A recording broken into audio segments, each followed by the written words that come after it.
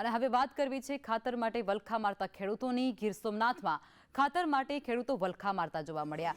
3 દિવસથી લાઇનમાં ઊભા રહેવા માટે આ ખેડૂતો મજબૂર બન્યા છે ને તે છતાં પણ તે લોકોને ખાતર તો નથી જ મળી રહ્યું। કોડીનારમાં ખાતર ડેપો પર ખેડૂતોની લાંબી કતારો લાગેલી છે। ખેડૂતોને સમયસર ખાતર ન મળતા ખેડૂતોમાં ભારે રોષ જોવા મળ્યો છે। રવિ પાક સમયે જ ખાતરની અછત સર્જાય છે, જેને લઈ અને પાક નિષ્ફળ જાય તે પ્રકારની ભીતિ ખેડૂતો સેવે છે। સરકાર પૂરતા પ્રમાણમાં ખાતર ફાળવે તેવી માંગ અત્યારે ખેડૂતોની છે।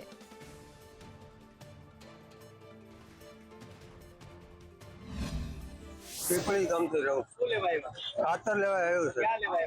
અહીં સંઘના પેટ્રોલ પંપે અમને ખાતર જ નથી મળતું કોડીનાર।